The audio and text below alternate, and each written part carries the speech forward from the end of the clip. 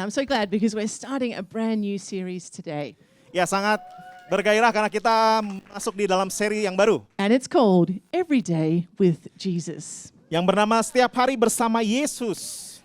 So have you ever noticed this? The more time that you spend with someone, the more you begin to speak like them and act like them. Pernahkah Anda menyadari ketika Anda semakin banyak Anda menghabiskan waktu bersama seseorang dan semakin serupa dengan orang tersebut? You start picking up their mannerisms and their behaviors. Ya, mungkin Anda bisa memiliki kebiasaan yang sama atau manner yang sama, And you might find yourself copying certain sayings. atau menduplikat atau mengopi apa yang mereka lakukan dan katakan, And adding different words to your vocabulary. dan menambah kosakata yang baru di dalam kehidupan Anda. So as a staff, we've been hosting church online for the last 2 years now. Sebagai gereja, kita sudah launching daripada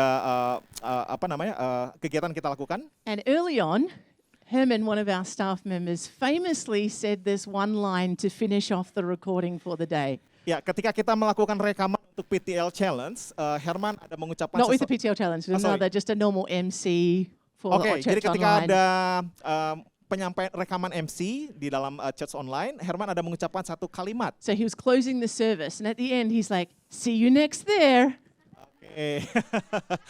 Iya, jadi di akhir kalimat dia mengatakan see you next there, ya. Itu dalam bahasa Inggrisnya itu tidak tepat. See you next there itu nggak tepat. So obviously Herman was still learning English at that time, and so we all had a bit of a laugh about it as a staff. Ya, jadi kita para staff tertawa, tapi ini jadi satu hal yang lucu dan menarik begitu ya. And then we didn't really think too much more about it. Dan kita nggak terlalu memikirkan banyak hal tentang hal itu. And so then the following week, Franz was due to do the emceeing recording for that week's church online. Dan di minggu yang berikutnya, Franz rekaman untuk church online. And this is how he finished the service. Let's have a look at this video. Kita akan berkumpul di Bali Life Garden dan jangan lupa untuk kalian semua untuk ikut di acara youth nanti dan jangan sampai ketinggalan. See you. Let me see you there. I will see you next.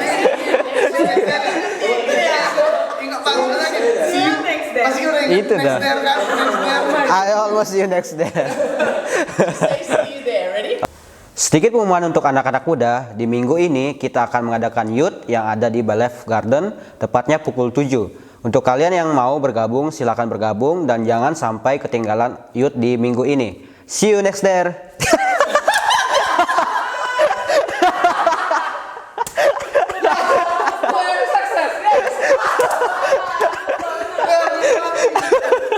So even though Franz knew it wasn't the correct English language, Ya, sekalipun Franz tahu bahwa itu bukan bahasa Inggris yang tepat, as he's hanging out with Herman as a staff, we're joking about it. It just Yeah. got into his mind and he couldn't help but say those words. ya karena kita sering ngumpul bareng, terus akhirnya jadi dijadikan satu lelucon, jadi akhirnya jadi terbiasa begitu ya. And so then even like a week after that, and we don't have the footage unfortunately, but Dolly was doing some recording, and at the end of it, he said, "See you next there." So it just became this thing, and they're not trying to do it. It just became this thing. They started saying these words. Ya, jadi di minggu-minggu yang berikutnya Dolly Yes. melakukan rekaman dan mengucapkan hal yang sama ya. Jadi ini jadi trendsetter ya. Herman tuh jadi trendsetter. Yeah, that's See you next there. If you okay, I'm happy. Ya, kayak gitu. Ya, jadi happening. And so it's true, right? The more you hang out with people, the more you begin to speak like them. Betul ya. Jadi ketika kita semakin dekat dengan seseorang, kumpul dengan orang tersebut, maka kita akan menjadi serupa dengan orang tersebut. And so since moving to Bali, I have adopted some different sayings and vocabulary from the Indonesian culture and also different ways of behaving. Ya, ketika Pastor Rachel tiba di Bali, dia mengadopsi beberapa kata dan kebiasaan yang dilakukan oleh orang Indonesia. So before moving to Bali, I was driving on the roads in Australia for about 15 years. Jadi ketika Pastor Rachel sebelum ke Bali, driving, That's right, yep. mengemudi selama 15 Mobil, tahun, yeah. baik. And I could count on one hand the amount of times in 15 years that I had used my car horn. 3 of those times was probably saying goodbye to people as we were driving away from their house. I never used the car horn, hardly ever. Oke, jadi selama 15 tahun Pastor Rachel memiliki pengalaman mengemudi di negara Australia. Dia nggak pernah menggunakan klakson. And so when I first moved to Bali, I'm driving around with Pete and different people in the car, and I'm noticing so much beeping going on all around me. The Iya. cars, everything's just beep, beep, beep. Ya, jadi ketika Pastor Rachel tiba di Bali, dia bingung kok orang-orang dengan mudah sekali menggunakan klakson. And so I noticed that people would like beep the horn as they're going through an intersection. It's like, okay, all right. Ya, jadi orang membunyikan klakson ketika mau melewati sesuatu. And then if you were driving on a certain lane and a car started coming into your lane, just give them a little beep, just to let you know that let them know that you're there. Ya, jadi ketika mau mengemudi terus ada orang yang mau menyalip dibunyikan klakson juga. And then beeping when with the bikes around you. So there was always like beeping on the left side, beeping on the right side, beeping behind you because the bikes were all coming around the car. Ya, jadi ketika kita stuck mungkin ya di dalam waktu lagi traffic light, misalnya seperti itu, atau dalam macet, terus motor di kanan kiri belakang bunyikan horn, bunyikan klakson. And so this was a bit of a shock for me.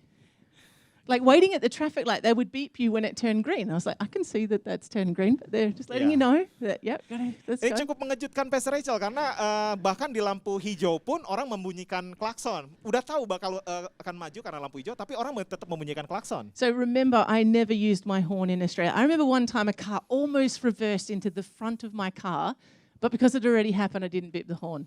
Ya, jadi hampir tidak menggunakan klakson ketika Pastor Rachel ada di Australia. Bahkan cuma sekali mungkin dalam pengalaman hidupnya. Now, I'm happy to say that I've embraced the horn beeping culture of Indonesia. Ya, dengan bangga saya menerima setiap kebiasaan membunyikan klakson di Indonesia. I found my behaviors of car driving changing very quickly living here. Ya, kebiasaan mengemudikan mobil yang Pastor Rachel miliki akhirnya jadi berubah ketika tiba di Indonesia. So now it's at a point, I don't often drive the car with the manual driving. I will beep the horn on his behalf, just in case he's missed out an opportunity to beep the horn. I'll That's just true. casually reach Okay. over and be like, beep, beep, just in case he missed it. I'm like, no, babe, you've got to beep the horn, you know? Like that's the level that I'm at now with horn beeping. Iya. Jadi sekarang Pastor Rachel dengan inisiatif membunyikan klakson karena udah jarang mengemudi, jadi saya yang mengemudi, tapi secara otomatis membunyikan klakson ketika misal ada sesuatu hal yang lewat. Jadi terbiasa untuk membunyikan klakson bahkan ketika dia bukan lagi menyetir. So my behaviors have changed. Jadi kebiasaannya berubah. So these are just some fun examples for us, but I want to highlight just how important the people that are around us, how much influence they have on what we say and do and think. Ya, ini cuma sebagai contoh saja, tapi kita bisa bayangkan ada banyak pengaruh di luaran sana atau yang kita terima dengan begitu cepat ketika kita berkontak dengan orang lain. And we can see evidence of this in our Indonesian culture, in our Balinese culture. Baik itu dengan kebiasaan budaya orang Indonesia ataupun juga budaya orang Bali. We can see evidence of this in our local communities and also in our families and friendships. Di dalam lokal komunitas kita dan juga di dalam keluarga. So in this series, Every Day with Jesus, we're focusing on deepening our relationship with Jesus. Di dalam seri Setiap Hari Bersama Yesus, kita akan belajar untuk semakin dalam di dalam pengenalan akan Yesus. And as we prioritize spending time with Jesus, Sebagaimana kita memprioritaskan untuk meluangkan waktu bersama Yesus, we will find ourselves talking like Jesus did, kita akan menemukan bahwa diri kita akhirnya bisa berbicara sebagaimana Yesus berbicara. thinking like Jesus does, Berpikir sebagaimana Yesus berpikir, treating others like Jesus treated others, memperlakukan orang lain sebagaimana Yesus memperlakukan orang lain, and behaving like he did, dan memiliki kebiasaan sebagaimana yang dia lakukan. becoming more and more like Jesus every day. Menjadi semakin mirip seperti Yesus. So in essence, we're talking about what it means to be a disciple of Jesus in this series. Dan kita akan coba merenungkan apa maknanya atau hal yang penting menjadi murid Yesus. Now, the word disciple is used quite often in the Bible. Has anyone picked that up when they've been reading? No? Ya, menjadi murid Yesus adalah hal yang umum di Alkitab. So we want to make it clear as to what the word disciple means, because it is one of those words that can be a little bit unclear for us as Christians. The word disciple, yeah. Oke, kalimat pemuridan itu hal yang sebenarnya umum bagi orang Kristen dan itu ada di dalam Alkitab. Okay, so the standard definition of disciple is someone who adheres to the teachings of someone else. Oke, jadi pengertian dari pemuridan adalah mendengarkan apa yang diajarkan oleh seseorang. They're considered to be a follower or a learner of that person. Dia menjadi menyadari dan memahami dan mengikuti apa yang dia sampaikan. So when we apply this to Jesus, a disciple is someone who learns from him to live like him. Jadi menjadi muridnya Yesus adalah kita belajar dari Yesus dan menjadi serupa dengan Yesus. And there's no greater person that we can model our lives on than Jesus. Dan tidak ada figur atau model yang kita bisa tiru selain daripada Yesus. So in the coming weeks, we're going to talk practically how we can live every day with Jesus. Di dalam beberapa waktu ke depan kita akan belajar bagaimana kita bisa hidup menjadi seperti Yesus setiap hari. But today I want to make sure we start with a strong foundation of knowing what a disciple of Jesus really is. Tapi saat ini kita mau belajar dengan lebih jelas tentang apa makna dari seorang murid. And as we read the teachings of Jesus, we see that he gives us clarity about what a disciple is. Sebagaimana dengan Yesus yang disampaikan pada murid-muridnya itu adalah tentang kejelasan menjadi seorang murid. All right, let's read. We're going to have one passage of scripture, but we're going to read it from two different accounts in the Gospels. Kita ada satu perikop yang kita akan bahas. Okay, we've got Luke chapter 9, verse 23 to 25. Lukas 26. And has anyone got their Bible, Sorry. their Indonesian Bible here? I'd love you to be able to read it. Is it Kevin? Kevin, Yes, can you, Kevin. Can you look this Kevin one maju up? ke depan. Oke, Kevin akan bacakan Lukas 9 ayat 23 sampai 25. Okay, so in a minute, I'm going to say the English right now, and then in a moment, Kevin's going to do the Indonesian. Oke, Pastor Rachel akan membacakan dalam bahasa Inggris dan Kevin nanti akan baca dalam bahasa Indonesianya Lukas 9 ayat 23 sampai 25. Tetap di situ aja tapi suara yang nyaring ya. Okay, it says, Then he said to them all, Whoever wants to be my disciple must deny themselves and take up their cross daily and follow me.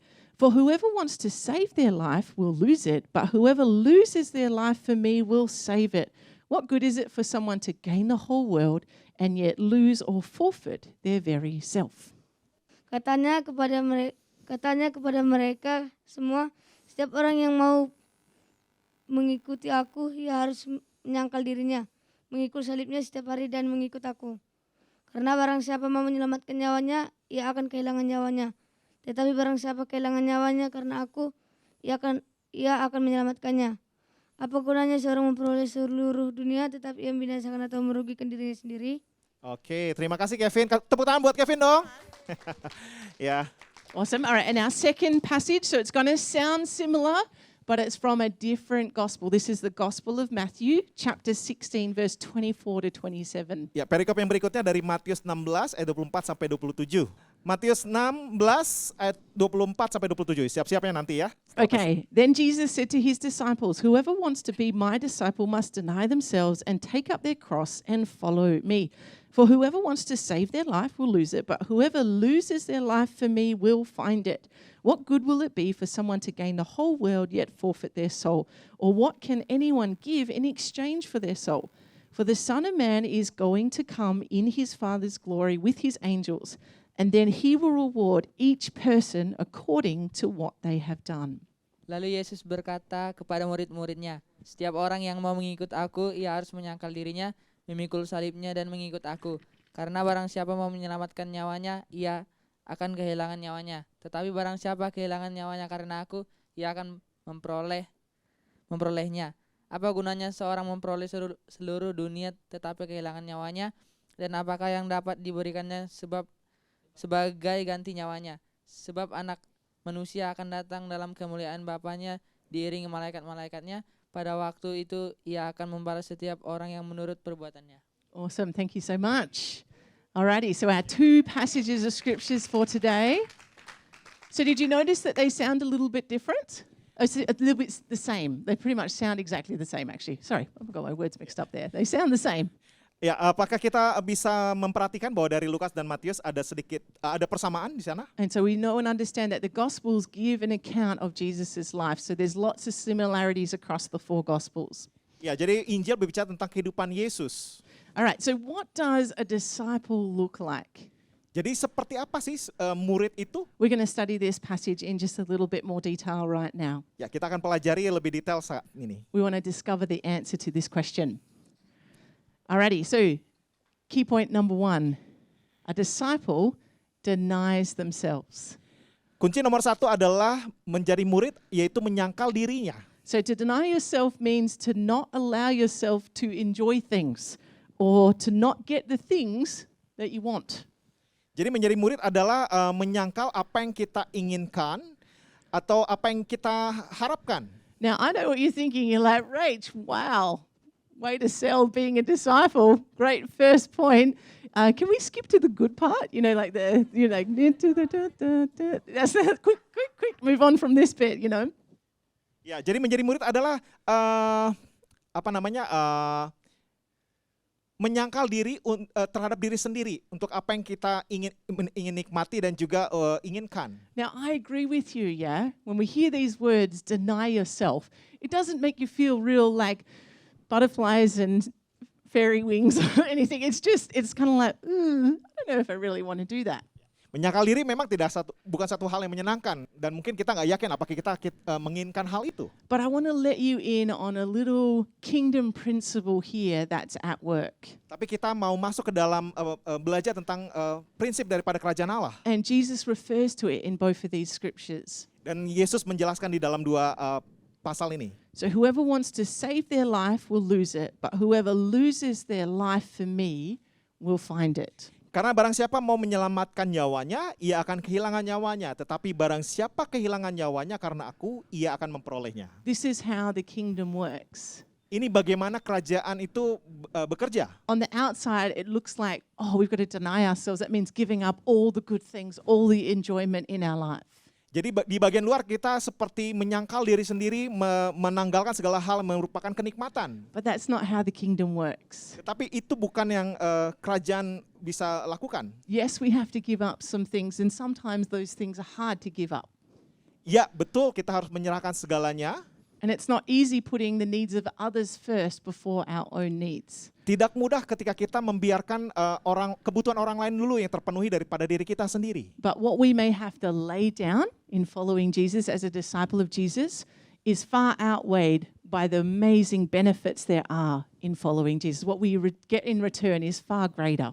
Jadi apa yang kita lakukan sebagai seorang murid yang menyerahkan segala sesuatunya kepada Yesus, apa yang kita akan terima itu akan jauh lebih besar daripada yang dapat kita bayangkan. There is a depth and richness in our lives that we find when we can come to that position of denying ourselves. Ada kedalaman dan juga keindahan ketika kita menyerahkan hidup kita kepada Yesus. And all of the parents in the room would agree with me in that actually when you become a parent, it is like job description number 1 is deny yourself and your needs and put the baby's needs first. It's like parenting 101.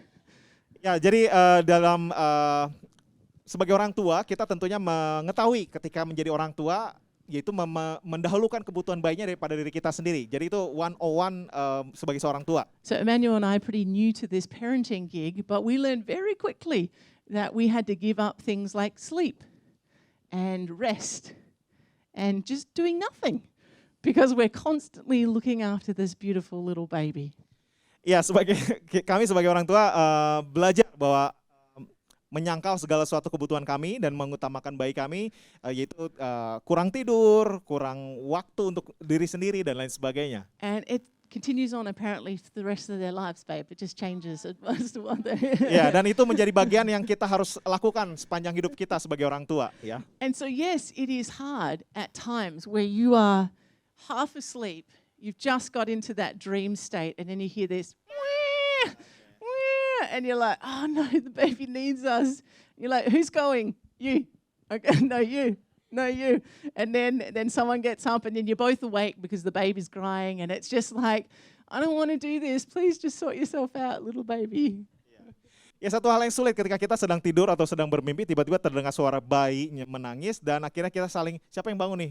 Biar kamu aja yang bangun. Ya, jadi saling itu satu hal yang sulit. Tapi ketika kita harus bangun dan salah satu bangun dan ternyata dua-duanya bangun karena bayinya nangis dan ya terpaksa kami berdua harus membantu. But no matter how hard the nights are, no matter how frustrated you are, maybe not having sleep, when you wake up in the morning and that little face is smiling at you, you're just like, oh, you're so cute. I love you. You know, like it's like you have this richness and depth in your life that you never had before having children.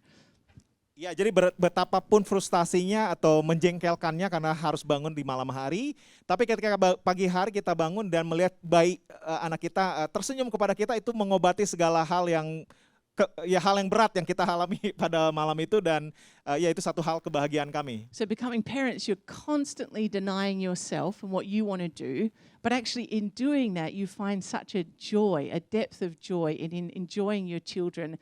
And that's been such a blessing for us to be able to see that in our parenting. Ya, sebagai orang tua, penyangkalan diri itu satu hal yang memang harus dilakukan, tapi itu merupakan satu kebahagiaan yang kita bisa lakukan untuk bisa ya menyerahkan semuanya untuk kebutuhan anak kita. And every day we're just amazed at Raphael and what he's learning and discovering and how he's talking and moving around. It just blows us away to see the growth and development that's happening in Ya, him. sampai pada akhirnya kita menyadari bahwa banyak perubahan yang terjadi, perkembangan dan pertumbuhan yang terjadi pada anak kita. And it makes those little moments where you're just enjoying him and enjoying his personality, makes it all worth it. Absolutely 100%. Ya, jadi segala keletihan dan frustasi tadi sudah terbayarkan ketika kita melihat anak kita bertumbuh dan berkembang, dan itu satu hal yang layak untuk kita perjuangkan. And so this is just one example of what we can find in life where when we deny ourselves and we look after the needs of someone else, how much life and joy that actually brings us. So much more than if we just kept everything for ourselves and just wanted everything. Akan ada sukacita yang luar biasa ketika kita menyangkal diri kita dan mengutamakan kebutuhan orang lain untuk kita layani terlebih dahulu. Akan ada banyak sukacita yang mengalir. And it's the same when we do food distribution to our community. We're taking money that we could have spent on ourselves. We could have bought some new clothes. We take that money and we buy food for people that are in need. And as we're giving those gifts, I don't know if you've been part of these distributions, there's a joy in your heart when you get to be able to bless somebody like that. Ya, ada sukacita yang berlimpah ketika kita memberikan bantuan kepada orang lain, yang mungkin uang yang kita punya itu kita bisa gunakan untuk hal yang lain, tapi ketika kita bisa membantu orang lain dengan lakukan kontribusi, itu merupakan satu hal yang membahagiakan. So to deny yourself, it sounds like a hard thing to do. And actually, yes, often it is hard to do. Menyangkal diri memang betul adalah hal yang sulit. There is a cost to following Jesus, and Jesus makes that very clear. He's like, count the cost before you make the decision to follow me. Ya, ada harga yang harus dibayar ketika mengikuti Yesus, dan memang itu yang Yesus katakan bahwa bayar harganya ketika mengikuti Yesus. But anything that we have to lay down and sacrifice is nothing in comparison to what we gain, the life to the full that we gain from denying ourselves and following after Jesus. Ya, segala penyangkalan dan juga pengorbanan yang kita lakukan tidak sebanding dengan apa yang Tuhan sudah lakukan bagi kita dan kenikmatan yang Tuhan akan berikan dalam kehidupan yang penuh. So a good question to ask ourselves is, how often am I denying myself in a day and putting the needs of others above my own? Oh, challenging. Ya, jadi pertanyaan yang bisa kita tanyakan kepada diri kita sendiri adalah seberapa sering kita melakukan penyangkalan terhadap diri kita dan mengutamakan kebutuhan orang lain. Putting the needs of your husband or wife ahead of your own needs. Lebih mengutamakan kebutuhan suami Anda atau istri Anda daripada kebutuhan Anda sendiri. Putting the needs of your neighbors or your friends, their needs above your own needs. Lebih mengutamakan kebutuhan tetangga atau teman Anda lebih daripada kebutuhan Anda sendiri. As a follower of Jesus, this is one of the things that marks us. We can tell we're disciples because we're people that can deny ourselves and follow after what Jesus wants. Ya, jadi sebagai pengikut Kristus, ini adalah tanda-tanda murid Yesus adalah bagaimana kita menyerahkan diri kita kepada Yesus, menyangkalnya dan mengutamakan kebutuhan orang lain. All right, so point number 1 is deny yourself. Point number 2 is take up your cross daily. Ya, poin nomor 1 adalah menyangkal diri, dan poin nomor 2 adalah pikul salibmu setiap hari. So to take up, show me what take up looks like in your mind. What do you think take up looks like? Coba bisa bayangkan memikul seperti apa di dalam benak kita. It requires an action, doesn't it? Ada Take it satu ya aksi yang dilakukan ketika memikul. So it also means that we can put it down. Dan itu juga bisa berarti kita nggak cuma memikul tapi bisa meletakkan. And so it goes on to say take up, so it's an action, something that requires us to do something there. Ya, jadi dalam bahasa Inggrisnya take up itu lebih jelas take up gitu ya. Kalau kita cuman pikul itu berarti ada sesuatu aksi di situ. So this is not something that we can give to someone else Ini bukan sesuatu yang kita bisa berikan kepada orang lain. or depend on our family or other members of our youth team or anything else. We can't just give it over to them and, hey, can you carry my cross for a bit? I'm a bit tired, I don't really want to. Ya, atau kita bisa berikan kepada pemimpin kaum muda atau misal kepada orang tua, keluarga dan lain sebagainya dan katakan bahwa saya nggak mau memikul ini, tolong pikul dong buat saya. And Itu also, tidak bisa. we don't take someone else's cross and carry their burdens and carry their weight. It's our cross. It's our life that we're taking up, the cross that we're taking up. Ya, jadi kita bertanggung jawab dengan salib kita sendiri dan kita harus memikulnya sendiri. Tidak bisa kita memikul salib daripada orang lain. So it's not automatically going to happen. It's an action that we have to take, a decision that we make daily. Jadi memikul salib tidak secara otomatis akan terjadi, tetapi adalah satu aksi yang kita harus pilih untuk melakukan memikul setiap hari. So what does it mean to take up your cross? Does that mean like we have to walk around with an actual cross on our back? Is that what you think? No, I don't know if that's Ya, it's hard ya. Oke, jadi It's a apa bit sih heavy, ya? apa sih maksudnya memikul salib setiap hari? Apakah kita harus memikulnya benar secara fisik begitu? So here, Jesus is not talking about a physical cross in that we have to carry a physical cross around. Jadi Yesus tidak berbicara tentang memikul salib secara fisik. But what does the cross represent? Tetapi apakah salib itu? Think about it. What does the cross represent? If you think about the cross, what does that represent to you? Ya, apa yang kita bisa definisikan dengan salib itu? Represents obedience, Itu berbicara tentang pengabdian, sacrifice. pengorbanan. Jesus laying down his life for others. Yesus menyerahkan nyawanya buat orang lain. Represents love, Itu bisa bicara tentang kasih. the ultimate act of love. Kasih yang luar biasa. So when it says, take up your cross, it's taking upon ourselves the things that Jesus himself did. Jadi memikul salib berbicara tentang kita memikul salibnya kita sendiri sebagaimana Yesus melakukannya. You know, Jesus was an amazing leader. He never asked us to do things that he wasn't prepared to do himself. Ya, Yesus adalah seorang pemimpin yang luar biasa. Dia tidak meminta sesuatu hal kepada kita, tapi dia tidak lakukan itu. Obedience, sacrifice, laying down our lives. It doesn't sound much fun, yeah? It's kind of like denying yourself. You're kind of like, ooh, that's a little bit tricky. But actually, that's the call of a disciple, is to do those things. Ya, ketaatan, penyerahan diri itu yang memang harus dilakukan oleh seorang murid. Memang bukan satu hal yang mudah, tetapi itu yang memang harus dilakukan. And so as we take up the cross, we're connecting to the true meaning of what Jesus has done for us. Ketika kita memikul salib, maka kita akan berkoneksi dengan maksud daripada Yesus. And see here that it says, take up their cross daily. Dikatakan bahwa pikullah salibmu setiap hari. This is not just a one-time decision where maybe in a meeting you put your hand up and responded to a prayer moment. Ini bukan satu kesempatan, cuman satu kali saja ketika Anda di dalam mengangkat tangan di dalam penyembahan. This is a daily decision for each of us to make where we would say, Jesus, I want you to lead and guide me this day. Tapi ini adalah setiap hari yang kita bisa katakan kepada Yesus bahwa Tuhan, saya mau mengikuti Engkau setiap hari. For me, when I was in my teenage years, I lived fully on fire for Jesus on a Sunday. I loved church, loved going to church, hearing about Jesus. And then during the week, I was focused on Rach and what I wanted to do, my pursuits, my friendships, my sporting achievement. I just wanted to do those things. Ya, ketika Pastor Rachel masih remaja, dia berpikir bahwa mengikuti Yesus atau menyerahkan segala sesuatunya itu adalah di hari Minggu. Tapi di hari berikutnya, saya untuk keperluan diri saya sendiri. So I loved God. I knew God. I knew God was real. I saw him every Sunday at church. I saw people's lives changed. But during the week, I was so scared and afraid about what my friends would think. I didn't want to share about that I went to church or anything. I just was quiet about my faith. And so I didn't focus so much on Jesus in the week. Ya, jadi pada hari Minggu, Pastor Rachel bisa melihat ketika remaja, bisa melihat bahwa Tuhan melawat, ada kuasa Tuhan dan kasih Tuhan terlihat dengan nyata. Tapi ketika di hari berikutnya, di hari-hari biasa, bergumul dengan bagaimana bisa menikmati kasih Tuhan atau hidup di dalam iman. When I was 16, I had this revelation moment, a moment where God put a thought in my mind and I was like, wow, that is so true. I realized that I was pursuing all these things for myself, my friendships, my sporting things, academic things, but they were not leading to lasting joy. I'd have joy for a minute and then I'd feel empty not too long after that.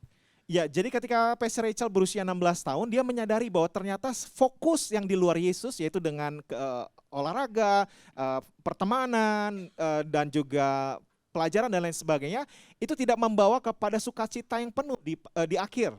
And I had this moment of revelation of that. Like God said to me, Rach, you could spend your whole life pursuing the things that you want to pursue, but it's always going to lead to you feeling that empty feeling. You might have joy for a minute, but then you're going to go to that place of emptiness. And in that moment, he was like, Rach, you need to give your whole life, not just Sundays to me, every day to me.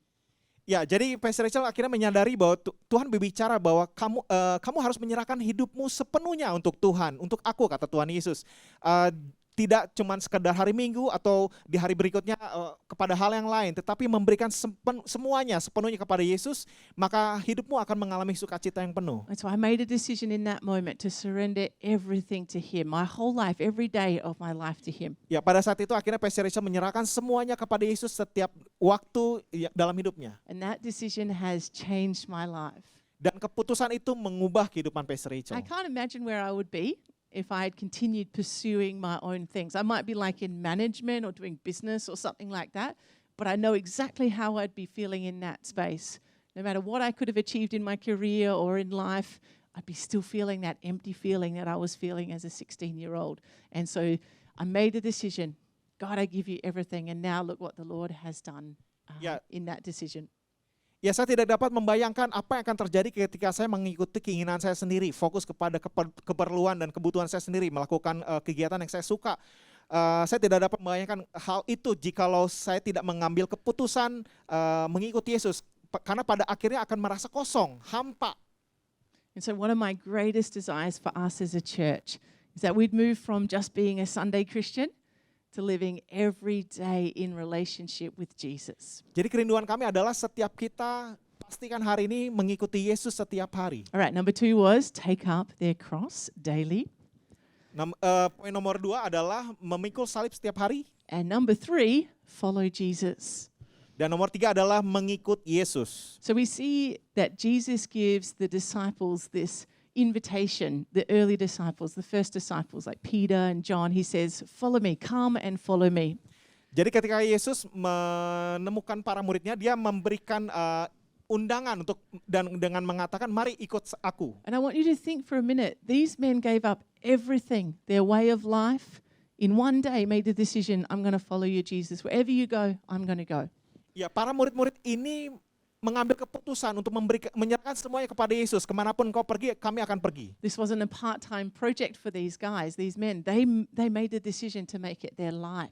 Ya, mereka bukan berbicara tentang separuh waktu saja untuk mengikuti Yesus, tapi mereka mengambil keputusan untuk mengikuti seterusnya. So this involved a choice and a commitment. Ini melibatkan pilihan dan juga komitmen. So how do we, as followers of Jesus, in a time and age where Jesus is no longer walking around physically on the earth, how do we follow Jesus? Jadi bagaimana dalam kondisi saat ini yang kita nggak melihat Yesus secara fisik dapat mengikutinya setiap hari? We can't find out Jesus' location from his latest Instagram post. It's not possible, yeah? Kita nggak bisa menemukan Yesus secara online gitu ya. Imagine what it would be like if Jesus came in this time and did what he did. It would be amazing. Anyway, we talked last week about the purpose circles. Ya, kita akan masuk ke dalam purpose circle atau lingkaran daripada tujuan. And about following Jesus is about coming back to those basic Christian habits that we have of prayer, Bible, and being in discipleship community. Mengikuti Yesus adalah kembali kepada dasar daripada iman Kristen, yaitu berdoa, membaca Alkitab, dan juga di dalam komunitas. These are the ways that we stay connected to the life source. Ini akan membantu kita tetap terkoneksi dengan kehidupan. We may not be able to just follow Jesus around and watch him perform all those miracles like the early disciples did. Kita nggak bisa melihat seperti para murid di zaman perjanjian baru yang melihat Yesus melakukan mujizat secara langsung. But we can connect with Jesus on a deep level through these principles of prayer, Bible, and community. Tapi kita bisa menikmati dan terkoneksi dengan Yesus ketika kita melakukan doa, membaca Alkitab, dan juga di dalam komunitas setiap hari. So tomorrow, we are starting our next PTL challenge. Come on. Ya, besok pagi kita akan mulai kembali melanjutkan PTL Challenge.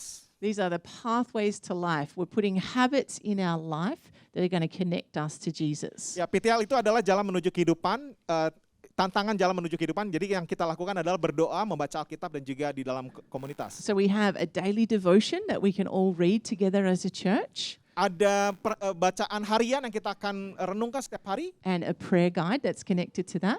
Ada arahan di dalam doa. And these devotions are focused in on Jesus, about being a disciple of Jesus and about the life of Jesus. Ya, renungan ini akan fokus kepada Yesus, tentang apa yang Yesus lakukan dan bagaimana menjadi pengikut Yesus. As we read the stories, we're going to get to know more about Jesus' heart and his character, how he thought and spoke and acted. Ya, dengan demikian kita bisa memahami apa yang Yesus pikirkan, bagaimana karakternya, apa yang dia ucapkan, dan lain sebagainya. And as we read those stories, I believe that we're going to begin speaking more like Jesus, behaving more like Jesus as we spend time. Dengan demikian kita akan menjadi serupa dengan Yesus dan melakukan hal yang sama dengan Yesus lakukan. So we have a paper copy available at the end of the service if you would like a physical copy, but otherwise we're going to be posting it in our WhatsApp groups, and also there's going to be some videos on social media that you can enjoy. Jadi ada nanti kopian yang akan bisa diterima oleh setiap kita, diambil berupa hal-hal yang akan kita lakukan di dalam minggu ini. Dan juga bisa menyaksikan secara online atau video. And so we're committing to 21 days of praying and reading the Bible every day. So this is a great opportunity to kickstart those habits in our life. Ya, jadi kita akan memulai 21 hari berdoa, membaca Alkitab setiap hari, dan ini merupakan satu kesempatan yang bisa menantang kita untuk bisa semakin dekat dengan Yesus. And so this is just such a great opportunity for us to do the basics well, to grow those basics well in our life and keep connected to Jesus, the life source. Ya, ini kesempatan untuk kita bisa kembali melakukan hal yang dasar, dan itu merupakan satu hal yang penting untuk bisa terkoneksi dengan Yesus. So I would like to invite you all to be involved. Saya mau Anda semua terlibat. Let's encourage each other. Let's send text messages and remind each other, have you read the devotion today? Have you done that yet? Like, let's encourage one another in this. Ya, mari mendorong satu sama lain. Mungkin bisa berupa teks. Katakan apakah Anda sudah melakukan saat teduh saat ini? And just imagine what God's going to do across these next 21 Kita bisa bayangkan days. akan apa yang akan terjadi ketika kita lakukan itu dengan apa yang Tuhan dapat lakukan. Alrighty, so we've got 3 elements of being a disciple. Kita memiliki 3 elemen daripada menjadi murid. Deny yourself, Menyangkal diri Anda, take up your cross, pikul salibmu, and follow Jesus. dan mengikuti Yesus. And so as we step into this series, that's what I want us to do, is make that commitment. We're going to do those things. We're going to live as disciples of Jesus. Ya, ketika kita masuk di dalam seri yang baru, kita mau untuk bisa menjadi murid Yesus dan menjadi serupa dengan Dia. Let's finish in a moment of prayer. Mari kita akhiri di dalam doa. You know, at the end of that little passage, Jesus says these words, Di dalam akhir daripada perikop tersebut, Yesus menyampaikan kalimat berikut. "For the Son of Man is going to come in his Father's glory with his angels, and then he will reward each person according to what they have done." Sebab anak manusia akan datang dalam kemuliaan Bapanya, diiringi malaikat-malaikatnya. Pada waktu itu ia akan membalas setiap orang menurut perbuatannya. What you do with your life matters. Apa yang Anda lakukan dengan hidup Anda itu penting. God has rewards available for us for the good things that we do. Tuhan memiliki sesuatu untuk kita ketika kita dalam menjalani kehidupan kita. We don't do those things for the rewards. Kita nggak melakukan sesuatu untuk satu penghargaan. That's not our motivation. We do it because we love Jesus. Itu bukan motivasi kita, tapi kita lakukan segala sesuatu karena kita mengasihi Yesus. But this is a good reminder for us that we are going to be judged. We're going to stand before God and give an account for our lives. Ini menjadi satu hal yang mengingatkan untuk kita bisa berjalan bersama dengan Yesus dan untuk bisa mengingat bahwa kita memerlukan Yesus. And Jesus is not going to be looking for some really spiritual looking people. He's not going to be rewarding people for what looks like on the outside is amazing and really spiritual. Yesus tidak memberikan penghargaan kepada orang yang sepertinya terlihat rohani atau kelihatan bisa melakukan segala sesuatu. He's going to be rewarding those that denied themselves, picked up their cross, and followed after him.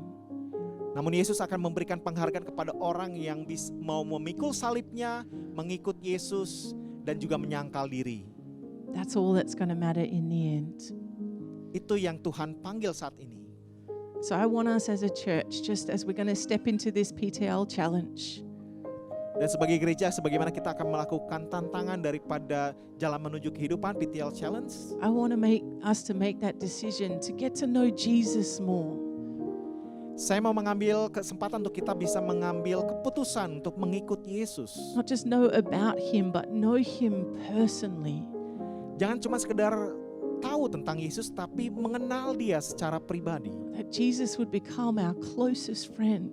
Yesus dapat menjadi sahabat terbaik dan terdekat kita. That Jesus would be the one that we turn to in every circumstance for wisdom and advice. Yesus bisa menjadi pribadi yang kita bisa datang kepadanya di dalam setiap permasalahan kehidupan kita. That Jesus would be the one that we imitate. Yesus dapat menjadi pribadi yang memang tujuan utama kita. That Jesus would be the one that we want to please. Yesus adalah menjadi pribadi yang kita mau mendekat. And so let's just make that commitment today Mari kita ambil keputusan komitmen hari ini before one another and before God. di hadapan Tuhan dan juga di hadapan setiap kita. Just say, I want to know you more, Jesus. Saya ingin mengenal Engkau lebih lagi, Yesus. I want to grow deeper in my relationship with you. Aku mau bertumbuh semakin dalam di dalam pengenalan akan Engkau. I believe that there will be fresh power from the Holy Spirit to enable us to do that today. Saya percaya ada kekuatan yang baru yang daripada Roh Kudus untuk bisa memampukan kami. So thank you, Holy Spirit. Terima kasih Roh Kudus. We just commit these next 3 weeks to you. Kami berkomitmen kepada minggu-minggu berikutnya kepadamu. That as a church, as we try and establish these daily habits in our life, God, we believe that there's going to be so much fruit from this PTL challenge. Sebagai gereja Tuhan, kami percaya ketika kami melakukan tantangan ini, kami akan berbuah banyak. We believe that the greatest fruit will be knowing you in a deeper way. Buah yang kami hasilkan adalah buah dari pengenalan akan Engkau secara dalam. Open our eyes to see you in a new light. Buka mata kami untuk kami bisa melihat Engkau dengan terang. And open our hearts to just let you in and come and transform us and make us more like you. Buka hati kami untuk kami bisa menerima Engkau masuk di dalam kehidupan kami dan mengubah kehidupan kami. We say, have your way, Holy Spirit, Kami persilahkan Roh Kudus. and help us to live every day for Jesus. Tolong kami dan mampukan kami untuk kami bisa hidup di dalam Yesus setiap hari. In the mighty name of Jesus, we pray these things. Di dalam nama Tuhan Yesus kami berdoa. Amen. Amen. Amin.